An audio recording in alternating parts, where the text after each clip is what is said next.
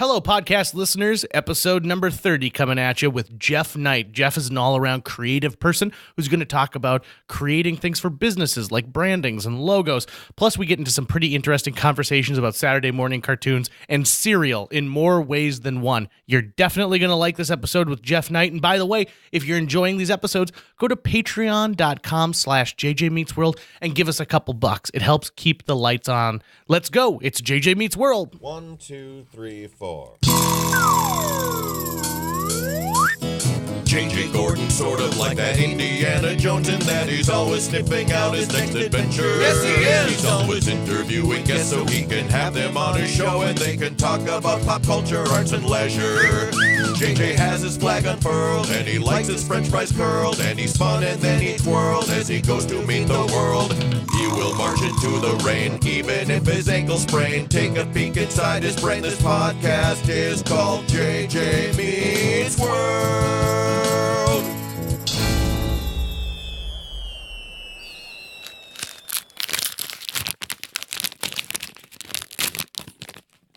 Sometimes there's like air caught in a thing and I like to huff it.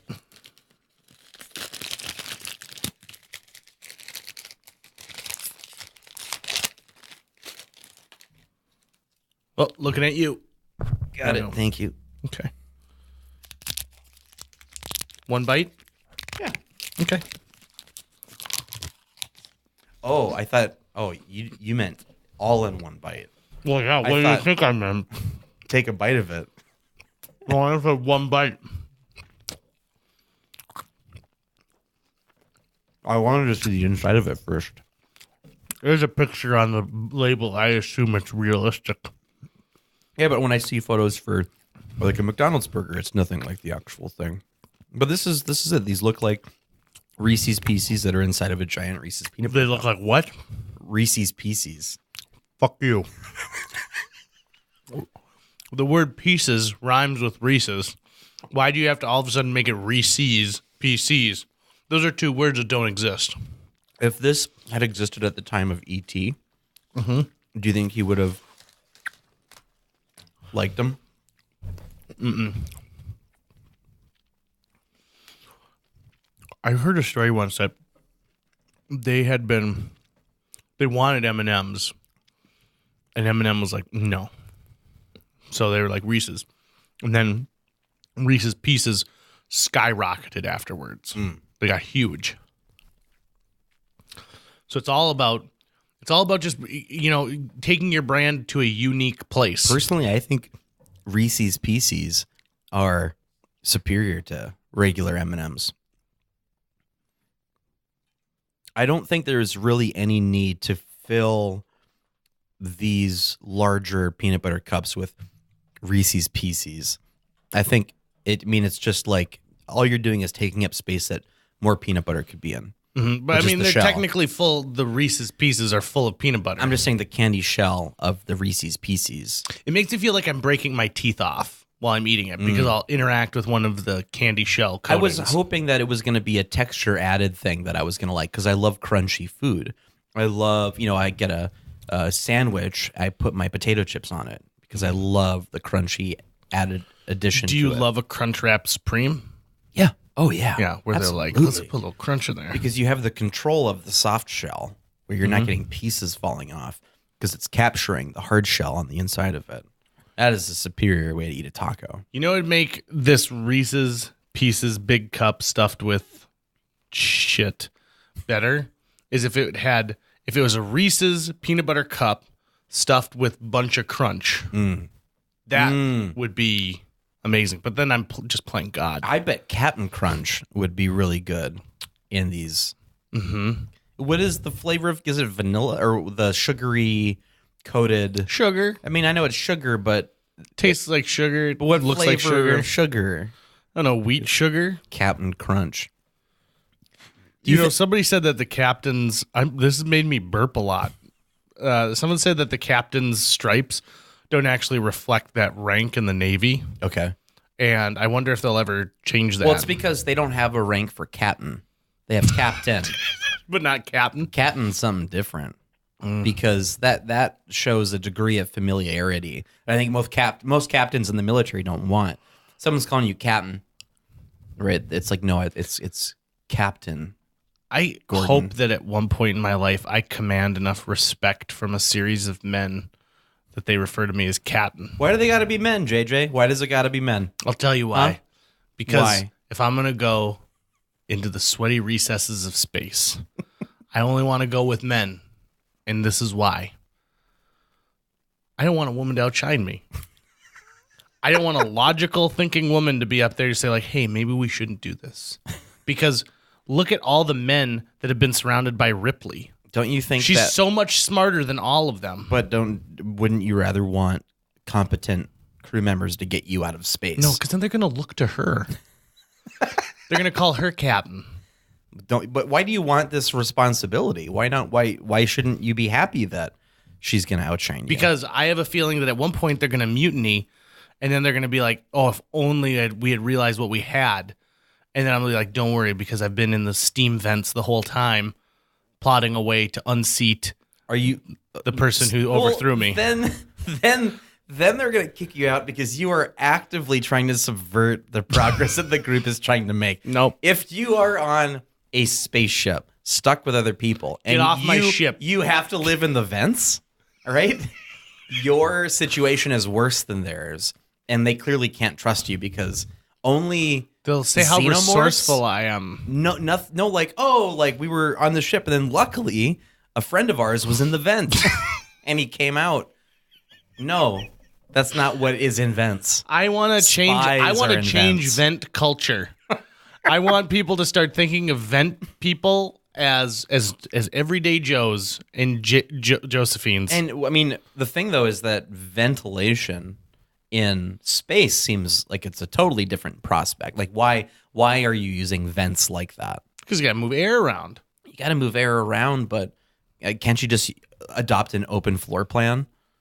Oh no! You know, like a Google Office. Because what if you accidentally floated into another room that you weren't supposed to be in? Like they're prepping a surprise party for you because you're up in space for a long time, Yeah. so there's bound to be at least one birthday. But with an open so they're like, stay over here and be. That's why they need a hatch. But with an open air plan, though, you get used to the taste of each other's stew. Like you're eating each other's farts all the time, and so that's why you need good ventilation. Well, no, I don't think good ventilation in space is going to matter because it can't really bring in that much fresh air. Right? It can't bring in fresh air from outside. I assume there's cans of it. But and you just use up a can of fresh air, and then you jettison that can to the moon. But it's just like if you take a drop of poison a day, you're going to become used to it, right? So like, you know, I have terrible farts. Yours are worse. Mm-hmm. Oh, yeah. Mm-hmm. I know this scientifically. I saw I ate an entire peanut butter cup in one bite. I could have done that. Because when you eat something big like that, you're incorporating a lot of air into it. And then that air becomes the gas that we pass. Mm-hmm. You know. Oh, yeah. By the way, how many Jenny Craig points is that? Oh, my God. So many. Should I tell you the caloric intake here? Servings per package is 1. So I only ate half of this. So I only get half of it. 200 calories. Do you know how much my lunch was today? I don't. 175 calories. Okay. So 400. This one package is 400 calories. Fat calories, 190. I think also, this was 50% of your daily saturated fat based on a 2,000 calorie diet. 0 vitamin A, 0 vitamin C, 6% calcium, but 10% iron. That's what you got to eat it for, is the iron. Can you tell me what the first ingredient here is? I think we're really skirting around the real issue Mayonnaise. here, JJ. What? I'm worried. About the mutiny on my spaceship? No. I'm not. No, I'm worried about the future of you and me in this podcast. I'm really worried about because of the Reese's and Reese's? No, that was just That's me. why I worry. That was me channeling my angst. Aggression? How does it work when you and Jill get married? Does that mean that she owns part of this podcast? That's a good question. No, because I put it in the prenup. Okay. So Jill's not creating anything. So it'll be easy that it's all creative endeavors are independent of this union. And then I solve it like that. I just need you to understand that the most important factor of your recent engagement is how it affects me. Are you jealous? Are you mad?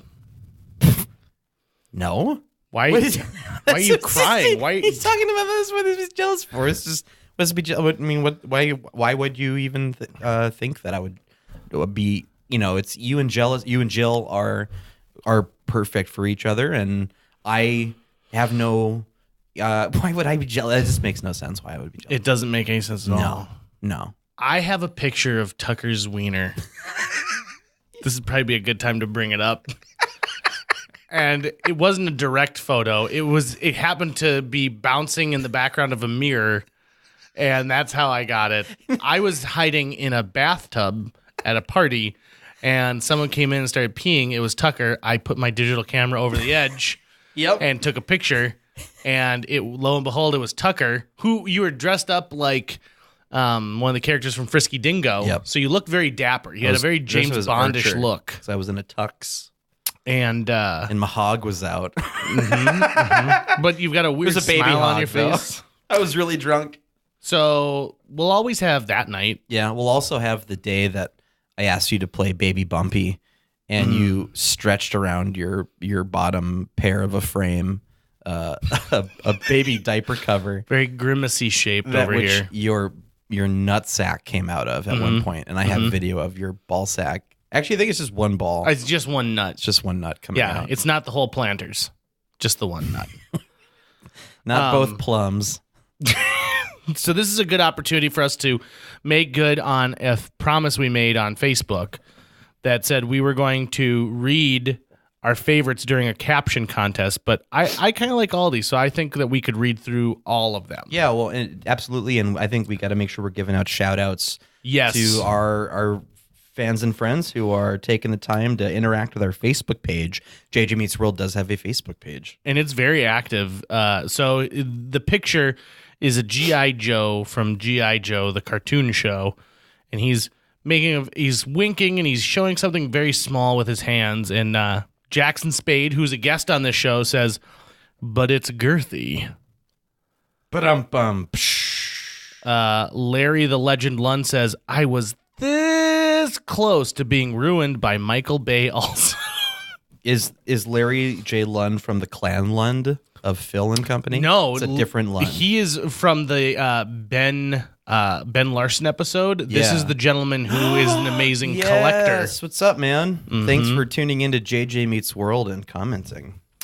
And Troy, our good buddy Troy, who told me he liked the podcast at a movie screening, said, "Scarlett, I kid you not. I saw Snake Eyes in the shower, and it's like a Tic Tac." And just so that everyone who's listening understands, Tic Tac, he's talking about his penis. Mm-hmm. That's small. He's saying Snake Eyes' penis is tiny in the shower. So apparently he's taking cold showers because his penis is tiny like a Tic Tac. Tom says, "If only I could make a complete okay sign." See, now I like that one a lot. Tom Churs is heterosexual life partners with my friend Amber. They have two beautiful children. You see him on Facebook all the time. Is his real name Churs? I don't know how to pronounce it. Sure. But I'm going to say Tom, and I really like the direction Tom went in with this one because, no offense, Troy, but I think we all saw the dick jokes coming.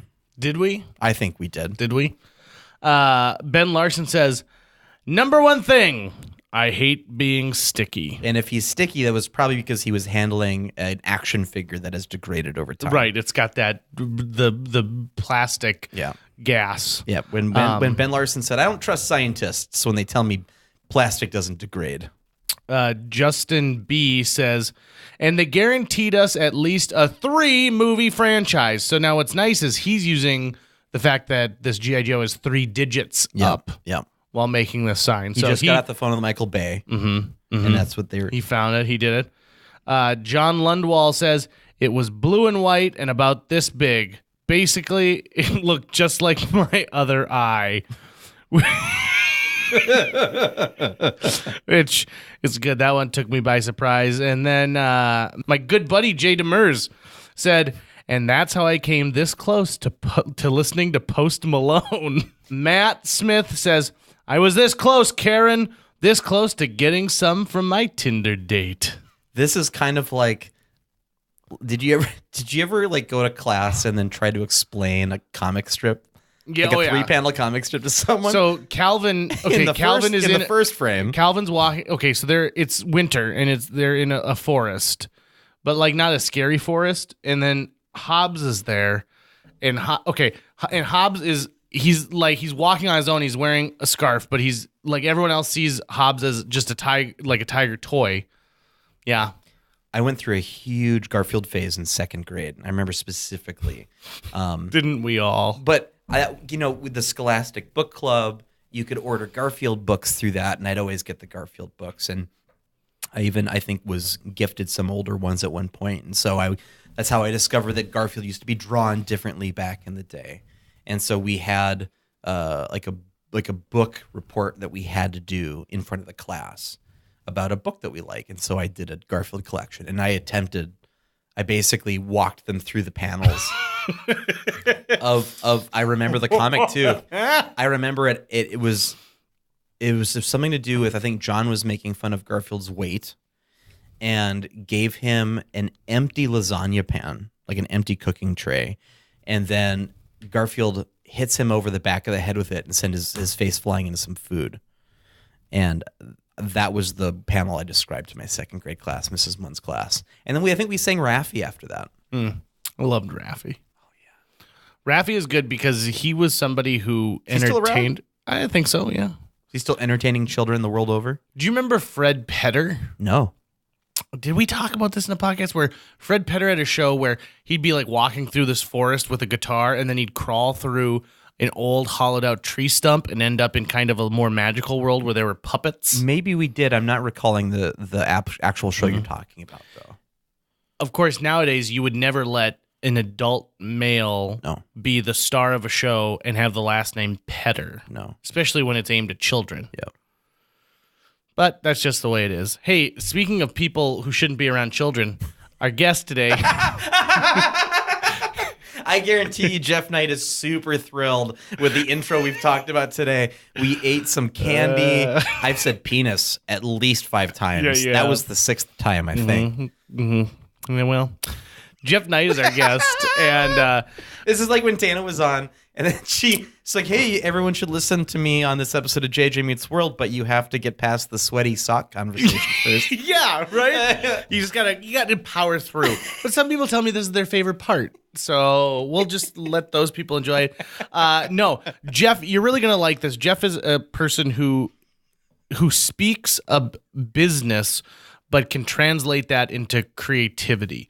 He's somebody who has done pretty amazing things in Fargo-Moorhead. We're really lucky to have him, in this region. And he's been in other cities and worked on other projects. But gosh darn it, we're lucky enough to keep him around here. He's going to talk about creative mornings. He's going to touch on things like being the president of AdFed and all the great other things that he does. If you're a business owner, this is a great thing to listen to because he talks about the relationship between the creative person who's designing a logo or working on branding and how that relates directly to business. He's also helping us basically round out our podcast collection of locally known graphic designers who are really, really talented. So he's a contemporary of Adam and Shannon Weedman and Punchgut, and if you were at an event and you saw some of their work up there, you'd probably see some of Jeff Knight's too. He is all over this town, and he is uber talented. And Jeff was kind enough to watch me get completely smashed at a FMCT event this last year and not bring it up again. So sit back and enjoy this episode of JJ Meets World with our special guest, Jeff Knight. Did I say Geft? Who cares? He's our Geft Jeft. Yeah, I think you said he's not legally allowed to be around children's. Yeah, don't cut this out. Let this just be the lead in to him, okay? Deal. JJ Meets World.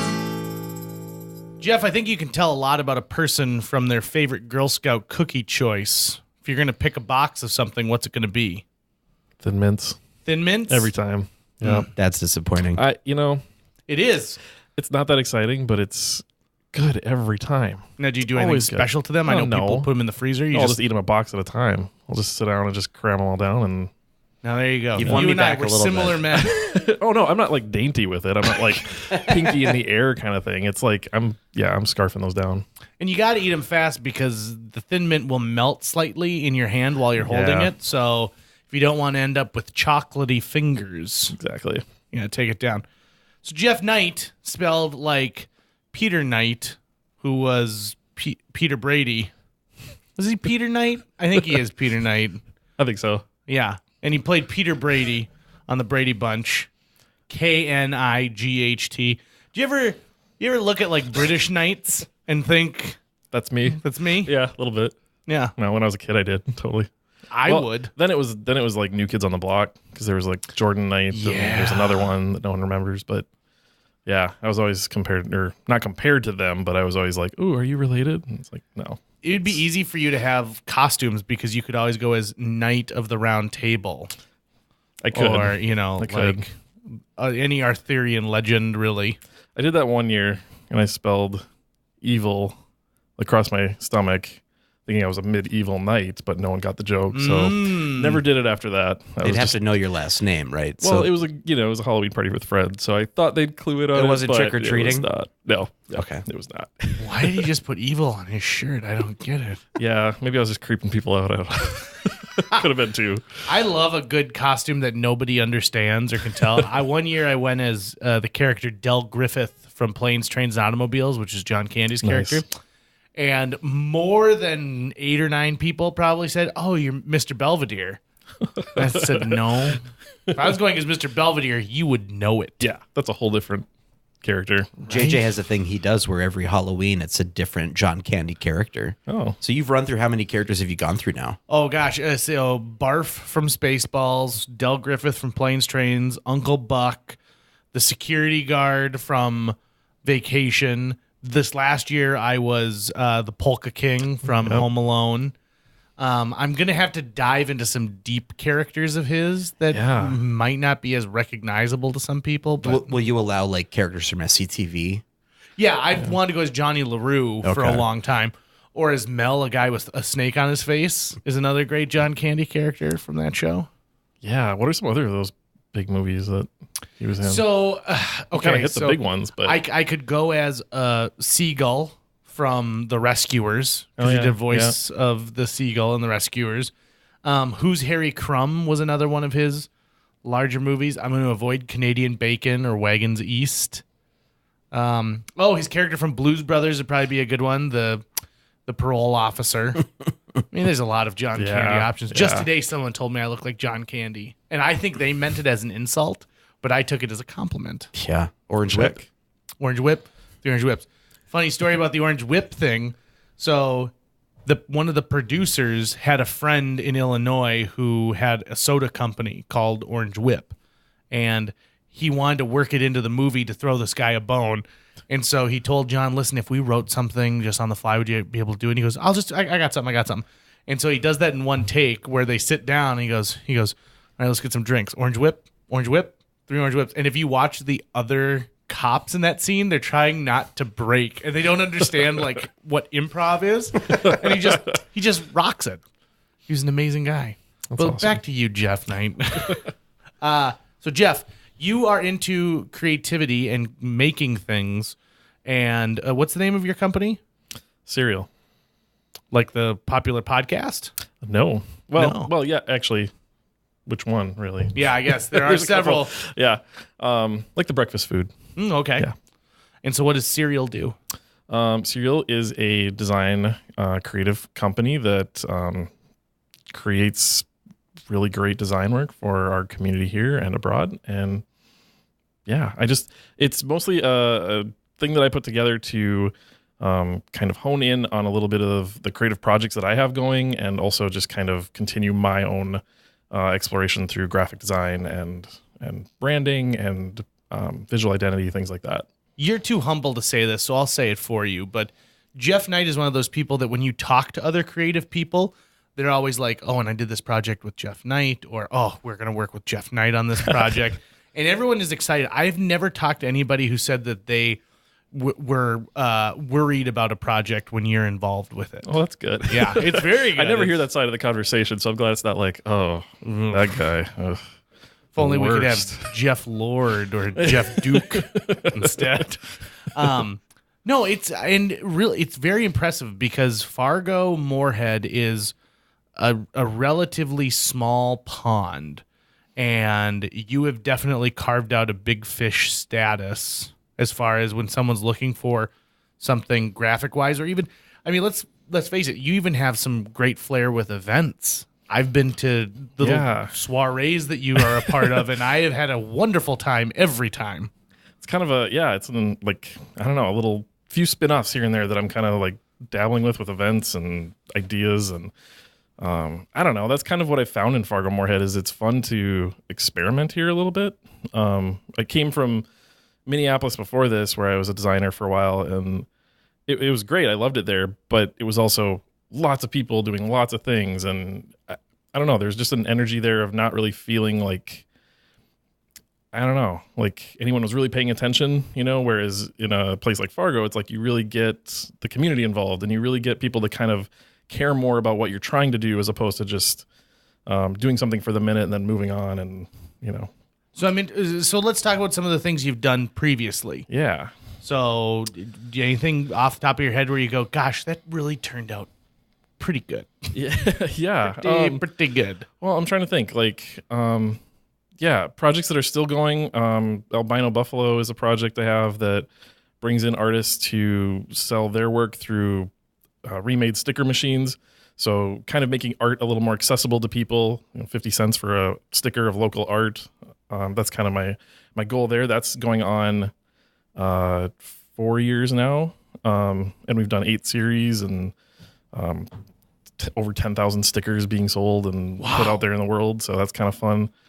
So I would say that's a notebook, someone carrying a notebook at a coffee shop and being like, that's something that you see their laptop, you see their water bottles, like street signs, whatever. It's kind of just fun to see people engaging with that stuff. So that's one. I can't really say it's a successful thing yet, but Creative Mornings had one event so far. And that was highly successful so far, I think, based on our standards of not really sure what we were going to do. So, well, it certainly grabbed the media's attention in town. You were all over the place. Apparently. You made quite a splash. Yeah. You tell one person, it just kind of explodes. But no, it was fun. It was cool to see so many people come to something like that and support, the creative, I don't know, the creative makers in the town, the creative, seekers and doers. So yeah, it'll be fun to see where that goes.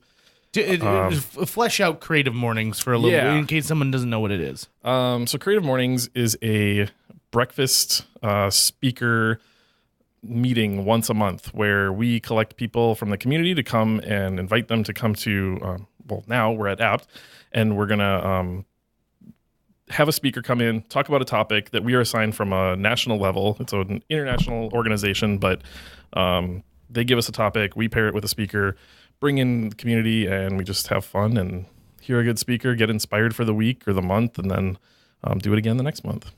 That's pretty neat. And, there's like 1 million cups is pretty popular, but this kind of takes it a step further.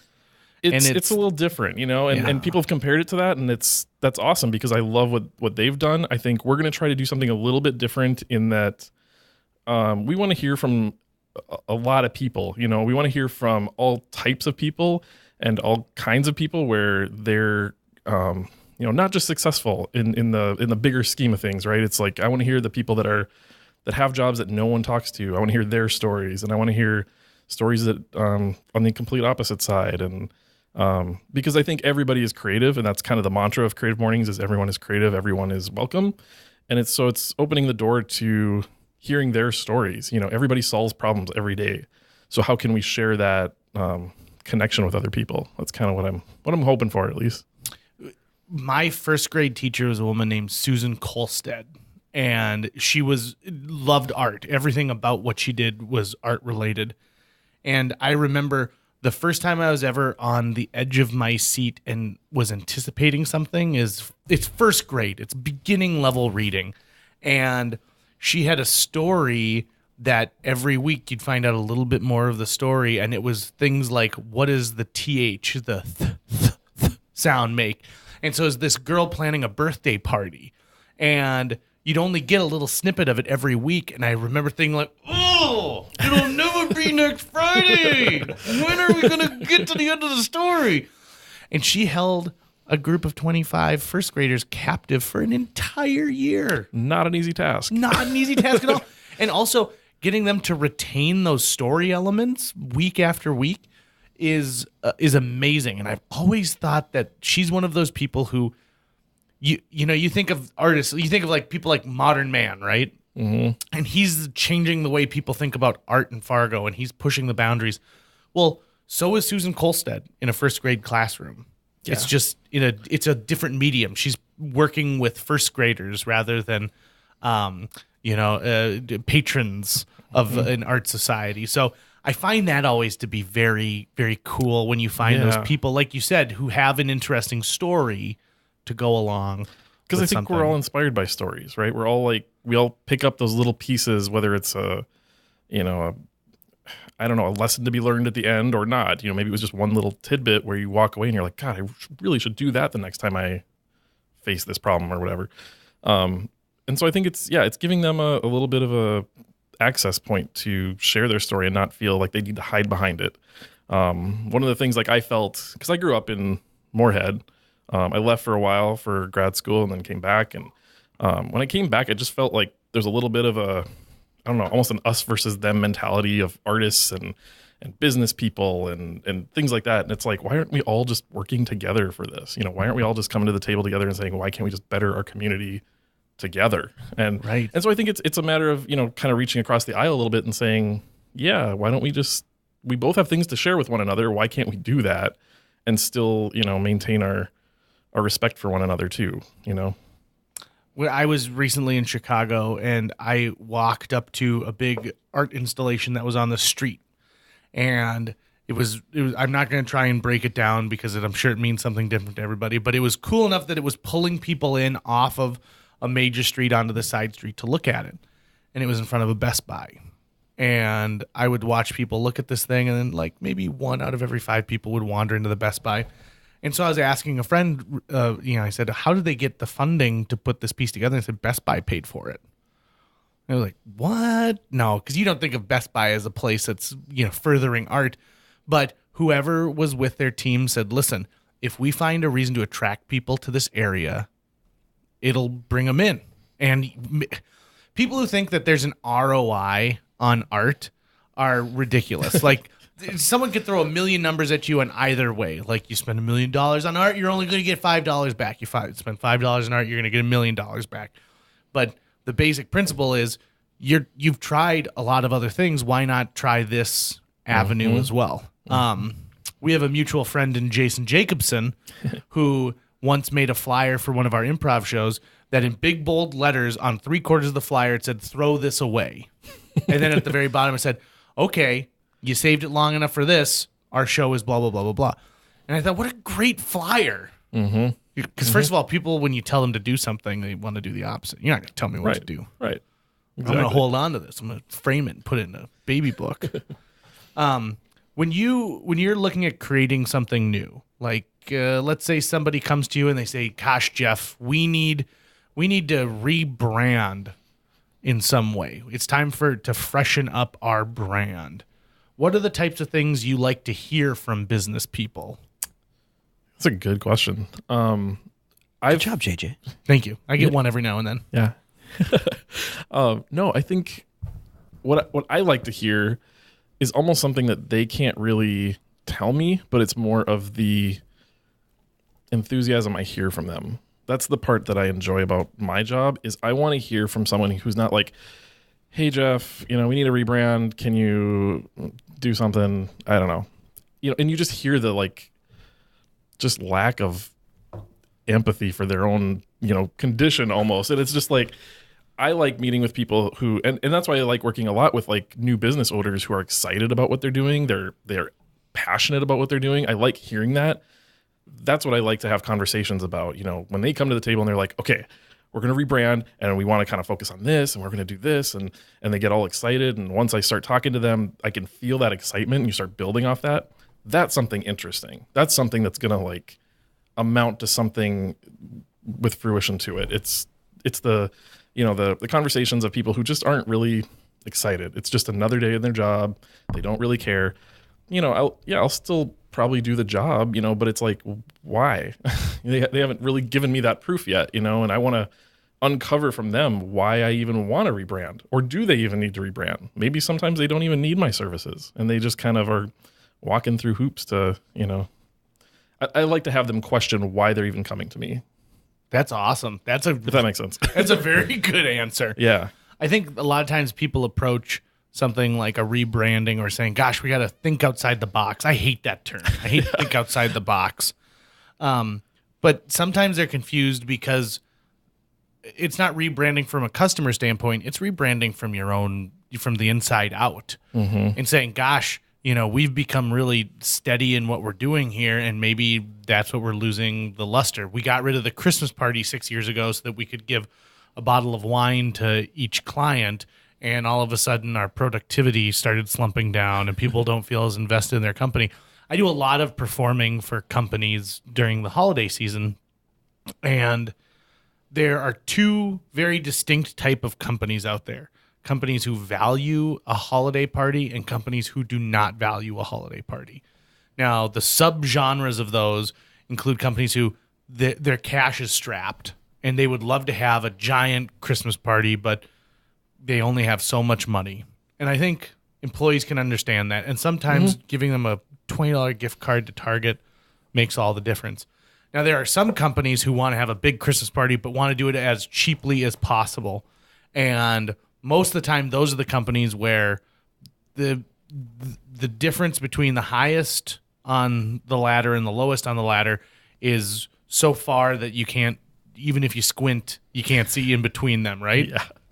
And I see that a lot with companies too, who say, we want all this and it sounds great, but they're not willing to invest in it. Yeah. They're willing to go and spend $45 at Bed Bath & Beyond to improve the artwork in their facility and not $1 more. They don't want to look at, gosh, what can we do that's unique to us that really sells our own image? They're really used to the commodity aspect of purchasing anything. So it's, I'm guessing someone comes up to Jeff and says, hey, I'm going to need a logo. What do you charge to make a new logo? What's a new logo cost? Or what's a new video commercial cost? And it's like, it's not a one-to-one. Right. And my answer to that would be, it depends. It's always, it depends. Because you're asking me for something that I don't even know exists yet. Yeah. Right. And hopefully what you're paying to get from me is something very special and unique. I can give you a generic logo. My computer's loaded with tons of them, but that doesn't do a service to you or me. But Jeff, my nephew, he's a really good artist, and he's going to school right now. I think he could whip this up for me for like $20. I've got a friend who used Fiverr, and it really worked out well for him. So, I would, if you can meet the price, we'll go with it. 100% go with them, and I will see you in about 2 months. You know what? Actually, but my Rotary Club needs a logo as well. And here's the deal. A lot of people are going to see it. So I really can't pay you, but you will get exposure like crazy. Why is it that art is the only thing where you want exposure? You don't want it with anything else. You don't want it with your genitals. You don't want it with the elements. Yeah. The only time they try and sell you exposure is when they're too cheap to pay what it's worth. Yes. Right? That's very true.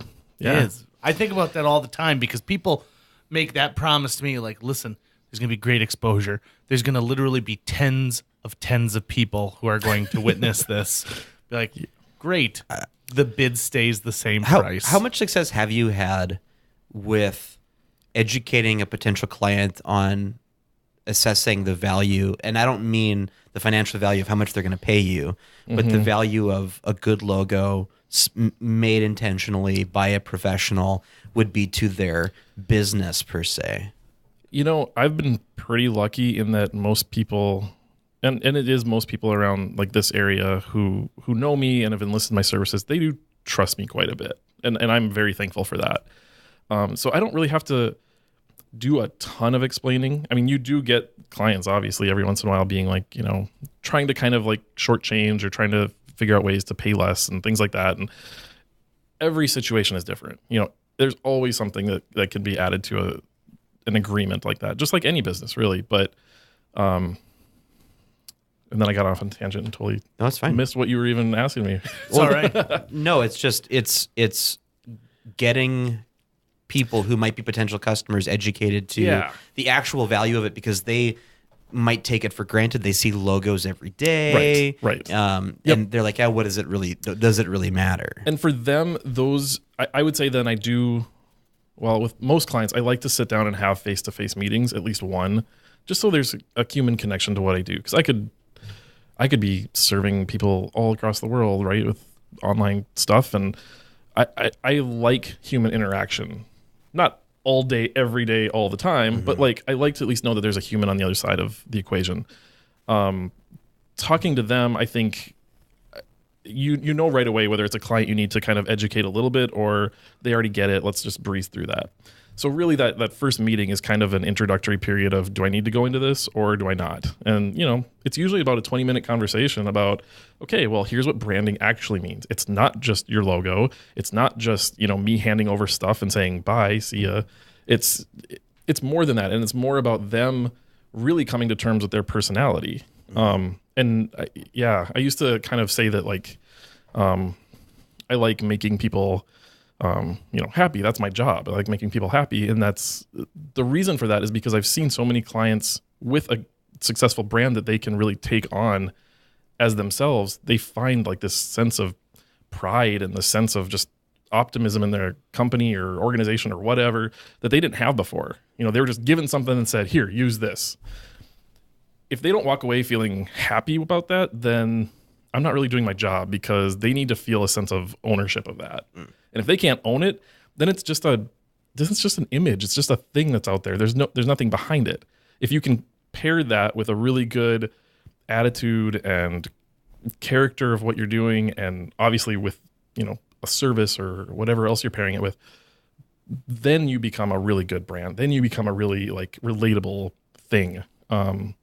Otherwise you're just kind of another in the big world of brands.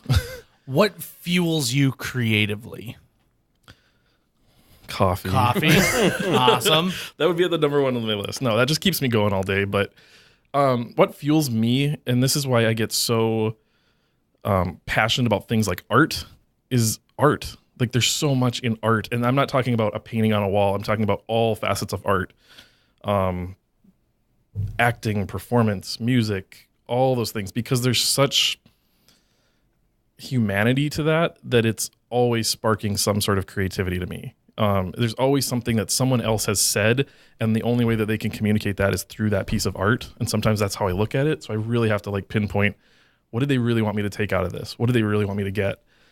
And that's where I just constantly find inspiration. How it trickles down into design work, I'm not 100% sure. That's something in my creative process I'm still trying to always hone in on a little bit better, but it always comes back to art and just more exposure, used in a different way, but more exposure to art, allowing that art to come into my life, scare me, make me happy, make me love, make me hate, whatever it is, make me feel something that I can then create from.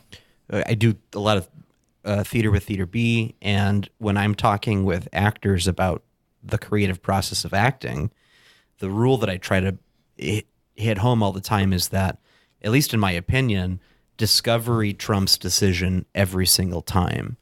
It doesn't matter what decisions you're making for the character before you come into rehearsal that night. It's not about that. It's about discovering what you think great choices are while creating that character. Does that idea translate for you into the kind of type of art that you make? I mean, I know, you're making a say it's a logo, so I know it needs to convey these things, but how much do you think of the creative process as you just deciding in your head, okay, it's going to be like this, or discovering as you make it, here's how it should be? It's a lot messier than it looks. I guess that's what I'll say for my own self, where you go on someone's portfolio site. If you look at my portfolio site, if you well, it's not working right now, so don't go do that. But if you were to look at that and say, okay, this is an assessment of Jeff's design work, what you're not seeing is all the time and all the extras that never see the light of day. There's so many bad logos on my computer or sketches that I've drawn out or whatever that no one will ever see. And, or maybe because I choose to, but it's mostly just that it's a messy part of the process that I don't really let people in on, because most of the time they don't have time for it. They don't want to see it. They just want to see the finished product, and that's fine. But it's a messy process. Art is messy, right? It should be. It should be something that you're kind of grappling with and trying to understand, because you don't just wake up in the morning and be like, oh, I know exactly how this is going to go. There's not going to be one problem at all in anything that I'm about to do. You go into an accounting if that's what you wanted. Well, and that's just it. And that's where, I think a lot of like the number stuff comes in, where it's like, you talk about ROI on art. That's just it. You can't do that. If I was a robot, yeah, it'd make a lot of sense, right? It's, you can equate numbers to it, but it's just not that way. But also, too, I think we want to make sure that the way, what I assume that the intention behind that phrase is that ROI on art is impossible to talk about. It doesn't mean there is no ROI. It's saying quantifying it is nearly impossible. Yes. But that a lot of people take that phrase to mean, well, it's without value. Right. It's not that there is no ROI. Quantifying it dollar for dollar is nearly impossible. Exactly. Yeah. No, I'm glad you clarified that. Yeah. Art's worthless. So let's dial back just a little bit to something you said, which is robots and art. Ooh. Is that a possibility? Like, do you think that there's going to be a future where robots are able to do 50% of the work and then a human being takes the next chunk of it? So if Tucker and JJ's tractor tires come to you and you put in... I thought we weren't going public with that yet. We are. Tractor tires. It's happening. The website's not done. It's just like Jeff's portfolio. It's there. It's just not ready. But we come in and you're able to put in 100 words it's like meta tagging something, right? And it's tractor tires and it's farm, family, North Dakota. You can put all these things in and it can generate maybe a series of 15 different images that could go into the logo creation, and then just the human being actually takes the rest of that, rather than having to sit there and like say, okay, tires. No. I got other than tires. What is it? It's family. It's a family of tires. It's a family of tires, and they're shopping for tires. But do you think that there's a possibility in the future, or are we already using tools like that? Oh yeah, we're already using it. We're already there. I mean, you mentioned Fiverr. That's essentially what that boils down to. Which, by the way, is the biggest piece of garbage. It's the worst ever. If anyone has ever used it, they will be the first person to tell you, I wasted $5 of my money and more of my time on this thing. Mm-hmm. I digress. Keep going. Side note, there's just nothing more insulting than being a designer where designer is written all over your metadata already, and to see those ads pop up all the time. Oh, do you need a new logo? $5 will get you a new logo. And it's like, what the hell? Like, that's my job, and you're just giving it away. The truth is, though, it's not my job. And that's what I have to kind of educate some people on. And yes, you can go do that. You can get the robotic spit out of a logo and use it, fine, whatever. There's no, I don't know. I still have a hard time putting a human face on that, a human sort of stamp on that communicates what that business is or what that organization is to how it's visually represented. If that all just boils down to whether or not Mr. CEO guy likes it, well, then that's all you're just going to ever have. And that's all that your business is ever going to amount to, is just whether or not he likes it or not, or she, or whatever. You know what I mean? It's the powers that just make that decision. If it's someone that really wants to come into the conversation and discuss what that brand is and what it looks like and how it feels and what it smells like and how it tastes, that's a whole different conversation. And that's the things that I can't, or they can't plug into a computer, that hopefully I can sort of uncover a little bit more. You say the word taste. Yeah. So that's genius, because if there was a company who came out with a candy bar or a gum that was exclusive to their company, and if it was good, I'd patronize that company all the time. Like, if I could only get, would be a good example. If I could only get a 76 bar at a 76 gas station, Yeah. I'd be interested in that. Well, and why they haven't gone that direction, I'm not sure. I mean, a lot Yeah, of because people love candy. well, and I mean, companies own colors, they own Yeah. images, they why not scents and smells and touch and feel? And, well, maybe that's why. Maybe we're getting into something that's So a inappropriate. Masseuses. a 21st century graphic designer has a lot more. The tools that you use are much finer than some of the tools that were used years ago. Do you ever sometimes think, boy, oh boy, am I glad it's not 1955 and I don't have to mix 10,000 versions of red to find the version of red that I really want? Yes. Yeah. And huge props to those designers that did deal with that crap, because and it was, things were different, right? And I feel like I got a very small taste of the very tail end of that, where I sent, in an early job I had working at Concordia College, it's like we would send things to be put on film, and that film would go to the print shop, and they would actually ink up, presses to actually pump this stuff out. And you talk about a process, right? Like, that was just a huge process involving tons of people, and where we've come down to where it's me, my laptop, and the client. We've gotten rid of all of that in between stuff that, for better or worse. But yeah, it's kind of crazy where we've gotten with that. Do you think people would be surprised to know how many companies own the colors that are in their logo? Oh, probably. Because I know Coca-Cola Red, Coca-Cola owns that shade of red. Mm-hmm. And I think like Philips owns their color as well. So is there basically like a hexadecimal? It's a Pantone that they've sort of copyrighted. So whether they've created their own and no one is exclusive or they're exclusive to that. You think of like Tiffany blue, right? Everybody knows exactly what color that is, except that's the thing, is everybody thinks they know what color that is. And that's why we have those very specific Pantones, which is just a codified way for designers to all understand the same color palette. Everybody's like color vision is different. And that's what I tell, when I taught at Concordia for a while, I would always tell students, like, make sure you're using these, because if I said Coke Red, do you think we could all come up with the exact same shade of Coke Red? No. It would be impossible.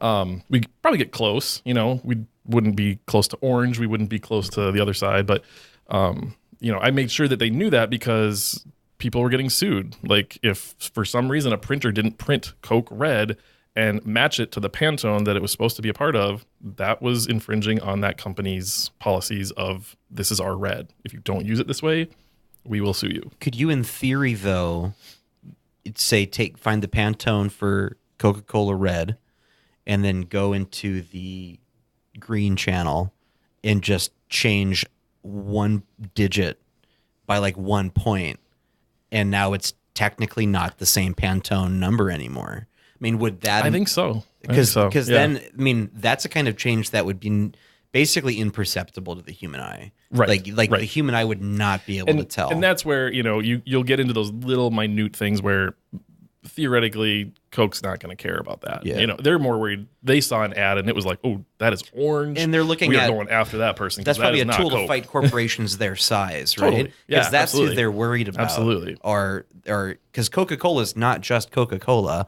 That is an organization that is, who knows what owns it anymore? Where does it end? Where does it end? It may own most of its competitors. Exactly. Yep. Yeah, it's crazy. Why do you think they chose red as a color you associate with soda? Because Pepsi has a lot of red in their logo. Coke obviously has red in theirs. I think red is for a lot of consumption, just in general. Is it? I think it's a color that is associated with a lot of food. McDonald's obviously uses red. McDonald's uses Burger King, red. Wendy's. Yeah, I think red is just part of the. Yep. It's ketchup, right? So everyone's got ketchup in their fridge. Yellow is a big color for a lot of foods as well. Blue. Well, I guess we're just talking about the three primary colors. Then the three primary colors are in a ton of stuff, especially food related. Well, and they're just they're the essential colors. They're also like the colors that attract the most attention. Red, for you either love it or you stop because of it, right? It's either love or it's the other side of like an emergency situation. So I think both of those are actually good for Coke, because it demands your attention and you want to love it. So And I don't think they started out with red either. I think they started out with, because it was printed on blank bottles against a like really dark black background. So I think that it was originally white. And then eventually they just went to red because they needed something else to make it pop. Interesting. And then Coke stole it, or Pepsi stole it, and then, added some blue. And How much of it was even tied into eventually the Coca-Cola Santa Claus? Was it because they had adopted red as a color? And so obviously, I mean, he's a potent marketing tool because no one owns him, right. But we all know him. And so did the colors have anything to do with that decision, do you think? I don't know the history. I don't think it hurt. But they basically defined what Yeah. Santa Claus looks like. Yep. Yeah, Right. visually at Right. least. Yeah. So had it been Pepsi who had decided to do that, would we have a blue Santa Claus? I think there would have been hints of blue. I think you would have seen like little fringe blue. But See, if only Mountain Dew had done that. Pepsi, right? Mountain Dew's owned by Yeah. Pepsi? Mhm. Okay. I'm surprised Pepsi didn't come up with their own jolly holiday character to combat it. Is it true that most fast food restaurants are actually owned by the soda company that is in their store? So like Taco Bell, I think, is a subsidiary of Pepsi. I don't know because so Taco Bell, KFC, Pizza Hut. and Pizza Hut are part of the Yum Corporation. I want to say they're owned by Pepsi. I think Is they it owned are. by I Pepsi? believe Yep. so. And I learned that through Star Wars Episode 1, because when that first came out, all of those had a big in on each other. That's right. And I had to go to all those places And to get collect that different poster? cups and posters and all that crap. And I was like, why these specific places? Oh, they're all owned by the same person. So interesting. that makes sense. Gotcha. Yep. So, but like Coke doesn't own McDonald's or Burger King, do they? I have no idea. It's interesting. You know what I like is when I walk into a business and they're like, fuck no, we've got both. You want a Pepsi? We got it. You want Coke? We got that too. I stopped at the gas station before I came here to pick up a Pepsi, and as I was leaving, I noticed one of the recycling containers outside said PepsiCo Recycling. So, like, is Pepsi actually claiming its own materials and recycling again? So get this. Years ago, I tried to start a recycling-based business in Fargo where I approached all the stop and goes and said, listen, I will pay for the garbage can out here and as well as I will service it for recyclables. Because my thought is you're never going to make any money off of recycling at your own home. I know people who save up for a whole year and they're like, golly, I got $5 in recyclables. But then you got to keep all of them stinking up your garage for a whole year. So I approached them and said, I'll do all this. And I thought, well, there's like 30 different locations in Fargo Moorhead alone.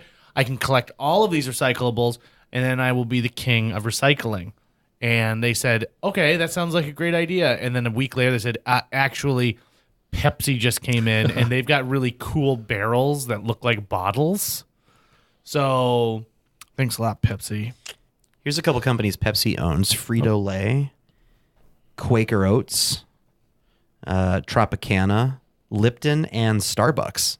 So you're drinking a Pepsi product right there.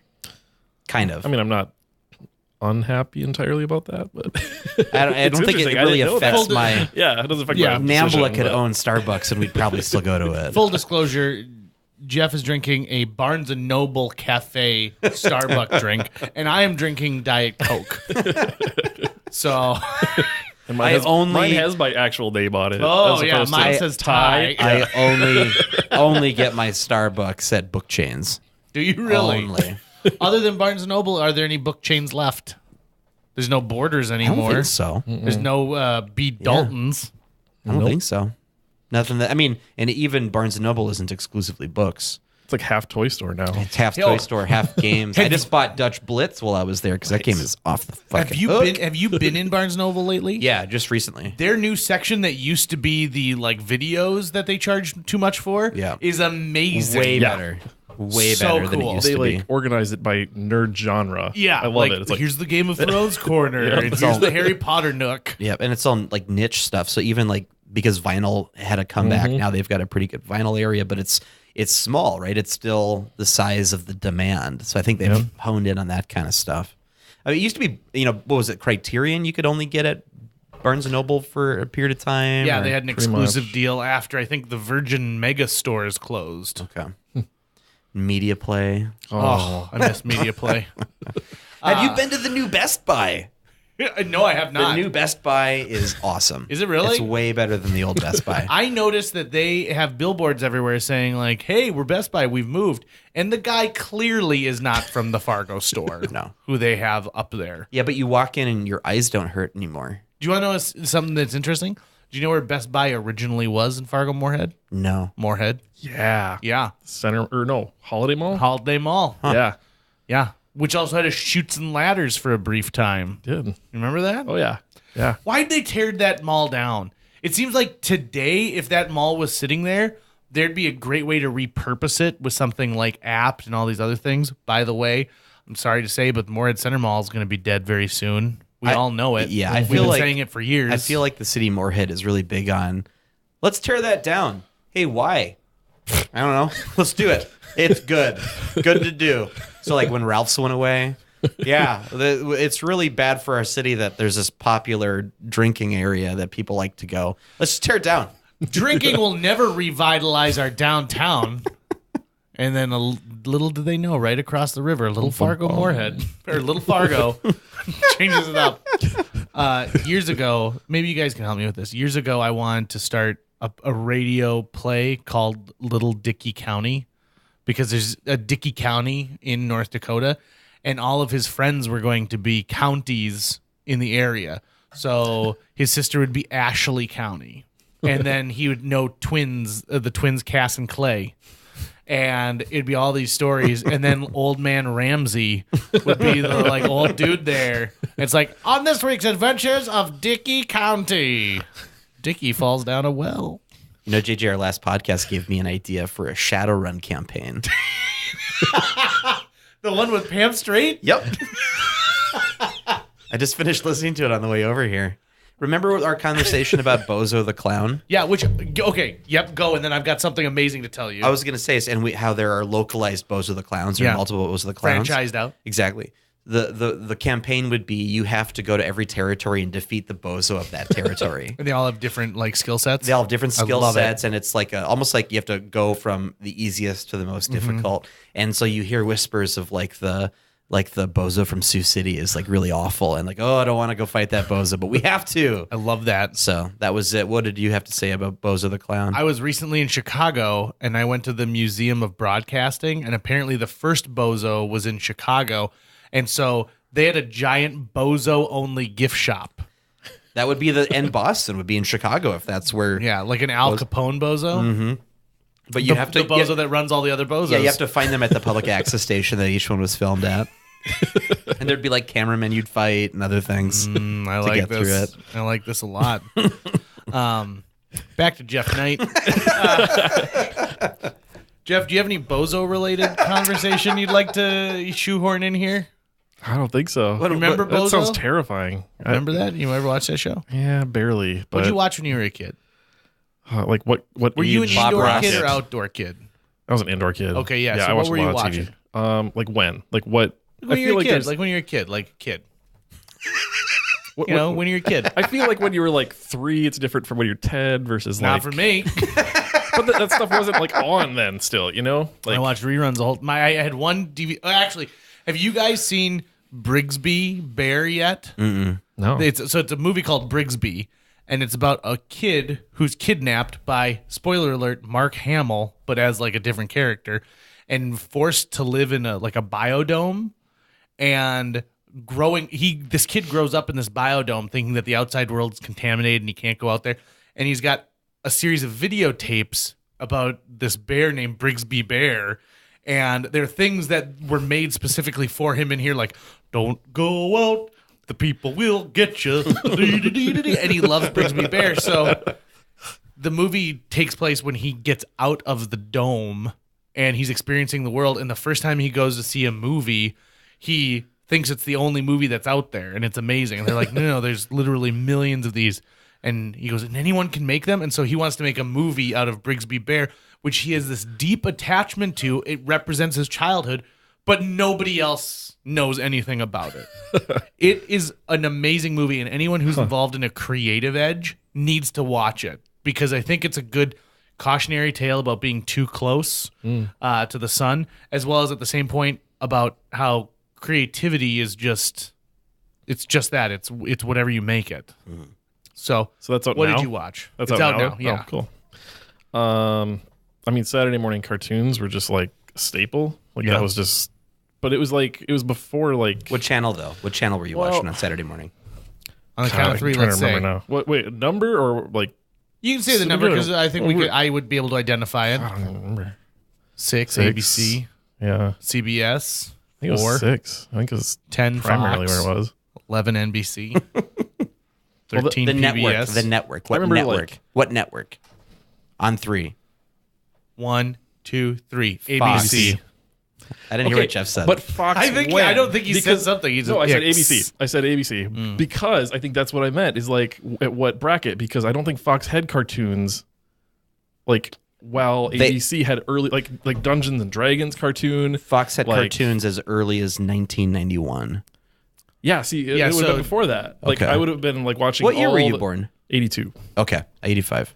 Jeff and I were watching things like the real Ghostbusters, Yeah, and like, stuff like that. By the way, have you seen our toys that we? I did. I saw that. Pretty awesome, Nice. huh? You're gonna have to start a collection in here.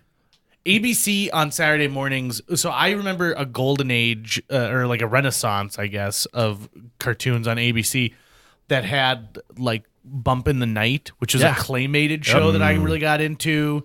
And they had a bunch of other things, but they had the best interstitials where they had like a doo-wop group and like, after these messages, we'll be right back. The one where they whistle and the horse falls on them. Yes! Yeah. See? Yep. It's amazing that has more influence on those like the little interjectory things. It was like that was like a period of time, and then there was like a Fox period of time, whereas all the after school stuff, like Like Eek the Cat. I just saw Tailspin action figures in the store at Heck Target. yeah, you did. I'm like, where is this You coming guys from? watch Bobby's World before school? Me too, yeah. Yeah. I always wanted an Uncle Ted. I thought Uncle Ted looked awesome.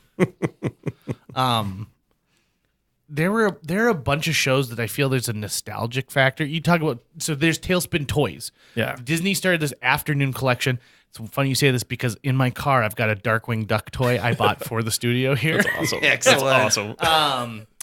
But there was this rebirth of nostalgia for that after school television, and it's making money right now. And if you're telling me if they made a Darkwing Duck movie, there wouldn't be a bunch of 35-year-olds out there being like, just take my money, man. Do you remember the Yep. Pizza Hut promotion, the Darkwing Duck Pizza promotion? No. There was like you'd get like a cardboard punch out where you could make your like a suitcase for your detective work. And then there were different, I want to say, toys for detective work and be like your Darkwing Duck detective kit. I was really into that. I wish I could remember what the toys were. That and the X-Men cartoon at Pizza Hut, which was the tapes of the first 2 episodes. I still got those. I had all of the Back to the Future 2 sunglasses that they wore in the future in that's 2015. cool. Yeah. When they made that movie. Every garage sale in town has a Land Before Time puppet. Yeah, it does. Every Somewhere. every Somewhere. home. And they still smell the same. Yep. Which is weird. And most have Sarah for some reason. Yeah, why? Yeah. Not enough sharp teeth. Or Duckies. Oh, Ducky, who unfortunately the actress is not with us anymore. Well, way to bring a bummer into this. Do you know she was Jeez. murdered? Yeah. No. I am not kidding you. You can Google this. The voice actress who played Ducky she was a kid, and then she was murdered by, I think, a parent in like a murder-suicide. I think her No. dad My went nuts and killed the family, and she would have like been like 6 or 7. So that's the only movie that she was in. I was recently riding in an elevator to the top of the Hancock building in Chicago, and it was a packed elevator, and I got in, and I'm facing everyone, so they're all facing the door, but because it's so tight, I have to face them, and I'm trying, and it's 95 floors, so it takes a little bit, and it's swaying pretty heavy because you're going so fast. I'm like, they filmed Poltergeist 3 in this building. And a woman goes, "Shut up." And I couldn't tell if it was because she was afraid of Poltergeist or if she just didn't want to have a conversation. So, That's all right. amazing. So you still really didn't answer a question about like what show. You said Dungeons and Dragons. Was that the cartoon that you Okay, watched? well, yeah, like that was one I watched. I remember one that like I made special time for was Sundays. during church was Ninja Turtles all the time. And that was always a conflict because I was always sick on Sunday and needed to stay home from church to watch Ninja Turtles. I faked an illness so I could stay home from church to watch a Salute Your Shorts marathon. That's amazing. I would do that to finish video games. Oh, would you? Yeah, if I really needed to get through like a role playing, like a PlayStation game, I would just stay home sick so I could finish it. Sometimes it's just the way it is, right? A friend of the podcast, Jake Harchie, once told me that he would fake 6 so that he could stay home and play Final Fantasy 7. Oh, that would be correct. Yeah, Final Fantasy 7. But he also would do a personal thing as well and try and break a record every time. And if you ever interact with him, he's pretty high number. He would engage in self-abuse. He certainly would. Because there's nothing quite like when you were a kid and you had the house all to yourself, right? What are you going to do with it? Literally and figuratively. So let's get back to maybe something that you were expecting to talk about a little bit here, Jeff. Good. Before Jeff's like, what are we going to talk about, you think? And I was like, We'll see where it goes. We don't know. we don't know. Answer the question, Jeff. What cartoon were you watching when you were a kid? What'd you eat for breakfast when you were a kid? Did you have a go-to cereal? I mean, the name of your company's cereal, so I have to imagine cereal plays a big part of your life. No, there was never like one. I don't think I could ever attribute it to one. It's just really? like, well, yeah, like I would always get dropped off at my grandma's because that was my daycare in the summer. It was like going to grandma's. So I get dropped off, and my grandma would always come back from the grocery store with like 6 boxes of cereal every week, like totally random. She just grabbed stuff, I think. And that's what I ate like all the time. Like it was just nonstop cereal, which was awesome. Is there a top of your list? Uh, Like if JJ pulled out a gun right now, I'm not telling him to, but if he were to, if JJ happened to come in armed and pointed a gun at you and said, answer right now. Is this when you want me to pull out the gun? Not yet. Oh, okay. I'm scared. Captain Crunch with Crunch Berries is at the top of the list. Fruity Pebbles is at the top of the list. Cinnamon Toast Crunch is at the top of the list. Okay, so I don't know if Sugar it's possible cereals. for more than one thing to be at the top of a list. Well, they're at I'm the not sure if top. you've ever seen a list They're not before. the top, He but didn't it's say he at was, the it was top. at the peak of the list. There is just one at the top. There's one peak. top. There is only one top. Oh, is that the top? No, that's the 4th one down. Maybe it's more of a He's saying plateau that top it, like about. the trading card, TOPP. When No. I was, do you remember when they'd have cereals that would be available only for a limited time Yes. because it would tie into something? Blueberry, I think, right? No, that's still around. Yeah, you can. There you no, can no, get all the- Frankenberry. That's One still of them around. would only come around during the Halloween holidays, though. Te- It wasn't yeah. available So- all year round. So technically, they all were when they were first introduced. The monster cereals were only available during the Got Halloween time, and then Count Chocula kind of had this breakaway. Yeah. Well, the deep cut was the mummy one, Right. which you can't get Marshmallow anywhere mummies. now, right? Like that's just like non-existent. Well, that and the werewolf one Yeah. was another Yeah. one too. But General Mills started making them again, so you can get all the monster cereals. I bought them all for our first podcast guest, Noel Scotch Anderson, one year. And he said it's tough because I want to keep the cereal for the collector's value, but I also would like to eat the cereal That's why you for buy my 2. tummy's value. Yep. One's Yep. for the tummy, one's for the wall. I'm not gonna say that that's why I have Star Wars cereal in my office right now. See, now that. Yep. 2 there- unopened boxes. Just There was a waiting and Gremlin preserving. cereal that I used to love as a kid. You can't find Gremlin cereal. Do you remember the anymore. Mario cereal that was like half Mario, Yes. half Zelda? Oh, best. that was Steve legit. Urkel had a cereal. Yeah. Ninja Turtles had a cereal. Urkelos. I ate the turtle cereal from time to time. I remember getting Cookie Crisp because when my dad got his sort of like first bachelor pad that we lived at. That's how he bought your love. No, I just remember for some reason that was the cereal we had was Cookie Crisp and Actual brand? actual brand. And I would watch Small Wonder and James Bond Jr. and Such a good show. I think the Crash Test Dummies came out there too, and that's what I would eat. And it wasn't nearly as good as I thought it would be. Wasn't that tasty? So I will say, if there was one cereal that I didn't like the most, it's actually Cookie Crisp. Really? Yeah, I Because never you're got expecting into small it. cookies. Yeah, I it wanted is not- cookies, not and it's like, at what all. the hell is this? They're not even like, basically foam. yeah. Might as well Tastes put like foam. This raisins is in super there. disappointing. I'm a Golden Grams guy. Ooh, yep, Golden Grams at night? Hell yeah. Do Before I you go to bed. do you guys remember? So Cinnamon Toast Crunch, right? What's the spokesperson for He's like Cinnamon a Toast Crunch? chef, isn't he? Well, now it's like 1, isn't it? But there was 3. There used to be 3, Yeah. and then Chef Wendell went cinnamon crazy, and I think he murdered the other 2. I think that was their ad campaign. Is that he chopped him? He went cinnamon crazy. So the one they have now is like the gray-haired, overweight one, right? Then And there's it a used to be super skinny guy, one, and then a short little fucker. kind of looked like Mario almost. Didn't he? Yeah. Yeah. And then Wendell went again. I remember the term specifically, cinnamon crazy, because he was putting more and more cinnamon on the Cinnamon Toast Crunch.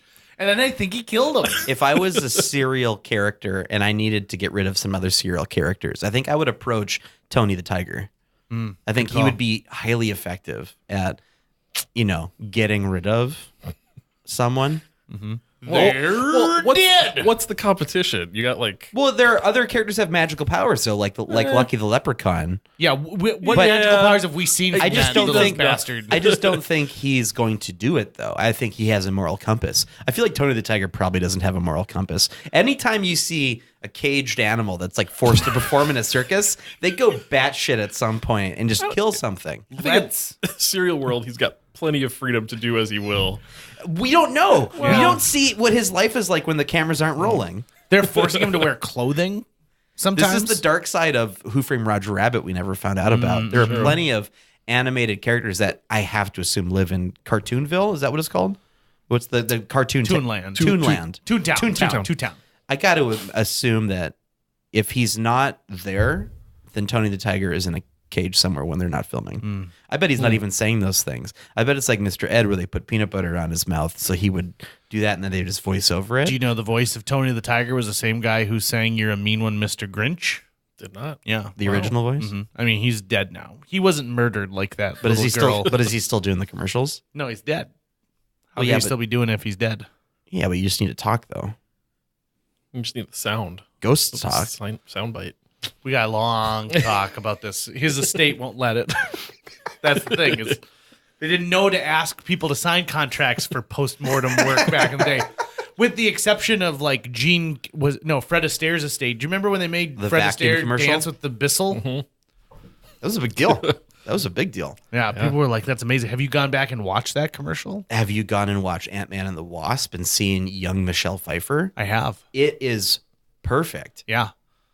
It's perfect. Like they do the de-aging in the movies for characters which I'm actually glad they do. Yeah, they made like 70-year-old Michael Douglas look like a 40-year-old Michael Douglas. Yeah, in and the you can first tell one. that they've gone into like their old movies and sampled things from there. But yeah, and you can tell, obviously, this person's that young. The first shot of Michelle Pfeiffer, I went, whoa. It looked completely real. Which makes me excited because, in Captain Marvel, they're going to feature Samuel L. Jackson, but from 20 years ago for the entire movie. Wow. Fuck yeah. I'm very excited about that. If they could de-age you right now and you'd have like a video of young Tucker, what do you think it would look like? Oh, God. Oof. Which there was a period of time in 2006 where I got really skinny. I think You're I'd hoping for that? I think I'd go for that one. I don't think there's a single era that I'd be like, yeah, let's go to that one. There was a whole Bruce Lee t-shirt period I wouldn't want to revisit. Yeah. There's a long time in my senior year where I wore scarves. I don't want to be de-aged back to Scarf Town. I would want to see that. Would you? I think so. It was hiding hickeys. Well, At first, and then it just became my look. And I was like, what am I? Am I a Stanford English major over here? So Jeff Knight, you've been a great guest. Thank you very much for coming on. If people want to find out more about your work, where are they going to look you up?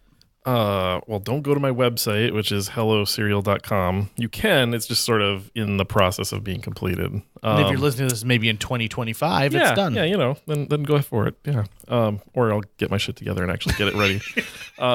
I would say mostly, honestly, you can see my work on Instagram. That's where I've been posting a lot of work as it comes up.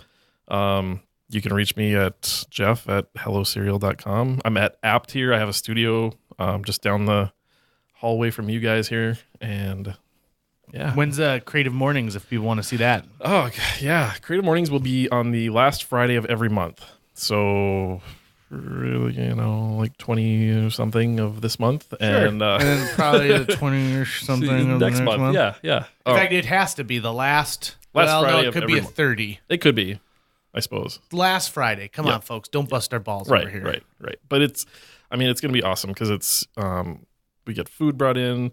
My girlfriend Crystal does a side project called Sugar Plum, which we're actually planning on having her on the podcast pretty soon too. Awesome. She has said yes to that. We just got to find a time when it's going to be. Good. I sent some business her way to make a very odd requested cookie. And then the only reason I was excited about it was I knew that the cookie was for a meeting I was going to be coming at. back around full sure circle. enough, guess who ain't got to eat those yesterday? And I should thank you as well because I got the leftovers. Oh, so that's were they perfect. good? They were delicious. They were weird. Yeah, they were I've never really had anything like that, but we were scarfing them down last night too. So let that be the tease for the Crystal episode. Yes. We'll talk about Sugar Plums. And then cake pops or pie pops, I think are the most genius idea I've ever seen. So awesome. Let's get done with Jeff so that we can have Crystal on instead.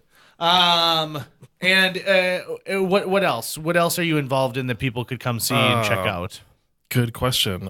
He's doing the posters for Theater B this season. I am. Oh, really? Well, actually, I'm technically kind of taking over quite a bit of marketing. Not just this the posters. year, Not just the posters. Yeah, so I'm handling their social media until they God. kick me off.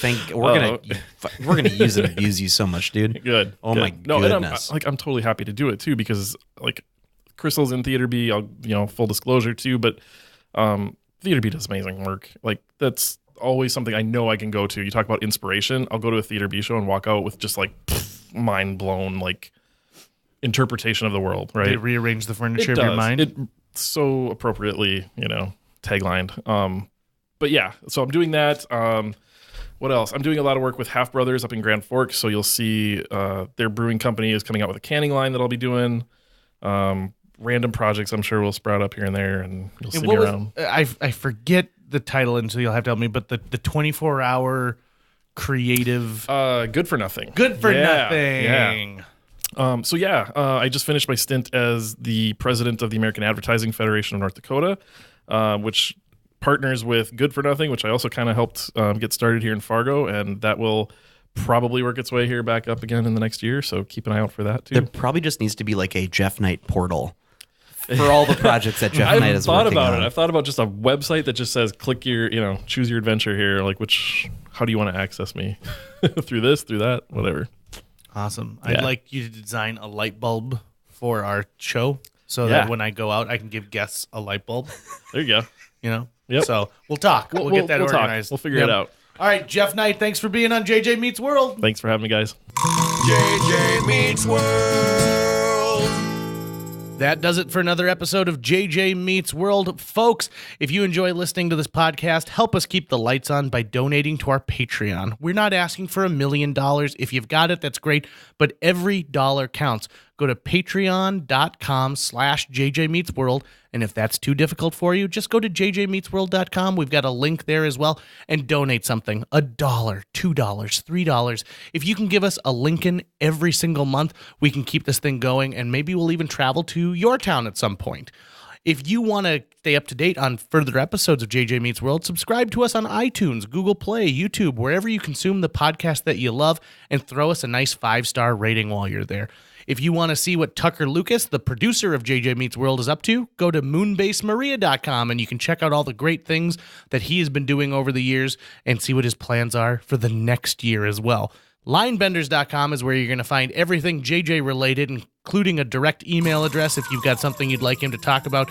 And last but certainly not least, I think that if we have pencils that we give out to people, we could really up the podcast listeners in elementary schools. Because they've got recess. There is some kid who's a loner sitting alone at recess, and if he's got JJ Meets World pencil, he'd be like, well, my parents gave me a cell phone. Maybe I should just listen to it. I'm so alone.